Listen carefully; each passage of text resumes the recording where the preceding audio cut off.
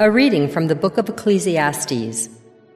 Vanity of vanities, says Koheleth, vanity of vanities, all things are vanity. What profit has man from all the labor which he toils at under the sun? One generation passes and another comes, but the world forever stays. The sun rises and the sun goes down, then it presses on to the place where it rises, blowing now toward the south, then toward the north. The wind turns again and again, resuming its rounds. All rivers go to the sea, yet never does the sea become full. To the place where they go, the rivers keep on going.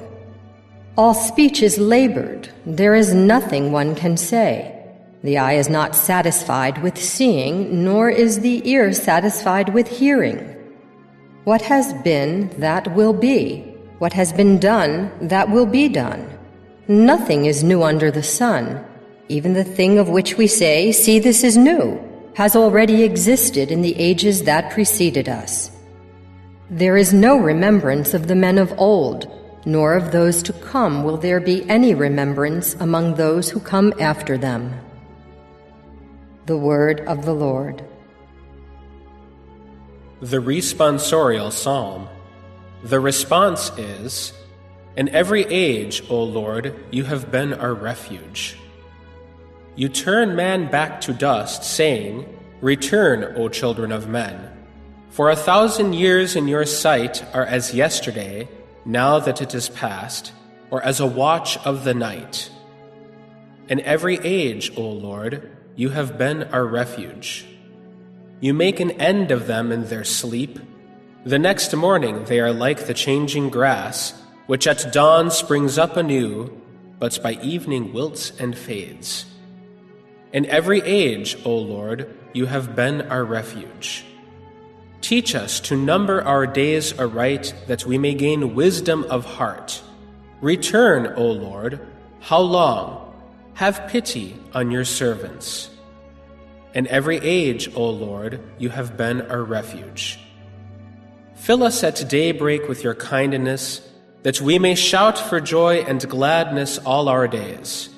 Prosper the work of our hands for us. Prosper the work of our hands. In every age, O Lord, you have been our refuge. A reading from the Holy Gospel according to Luke.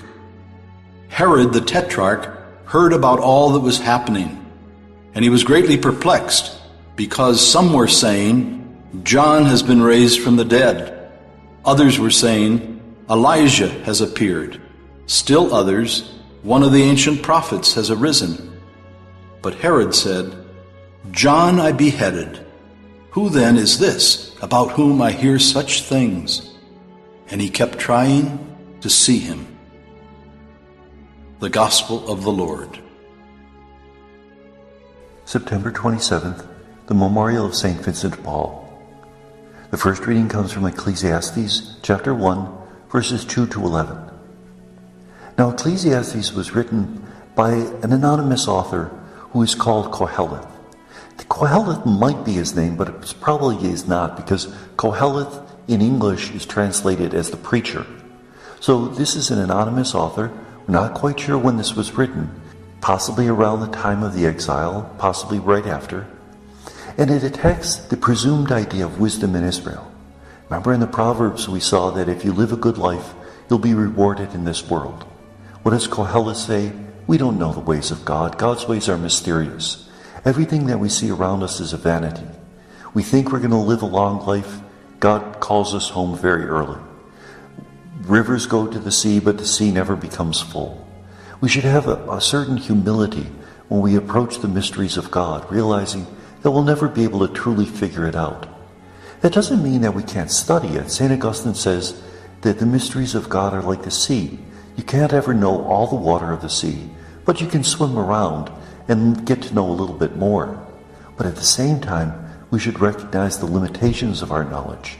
Remember how St. Thomas Aquinas, on his deathbed, after he's written the Summa Theologica, says it's all straw, you might as well burn it, because it doesn't even approach what the mystery is. The Gospel is from Luke 9, 7 to 9. We hear that Herod the Tetrarch, now this is Herod Antipas, who's ruling in Galilee, is wondering who Jesus is.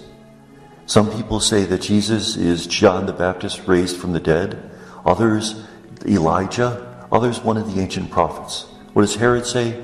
John I beheaded. Who is this about whom I'm hearing so many things? And he tries to keep seeing him. He's fascinated by him, much as he was fascinated by John the Baptist. Doesn't mean he wants to convert. He simply is interested in these new phenomena, in these strange things that are happening in his midst. We could talk about that in terms of our faith.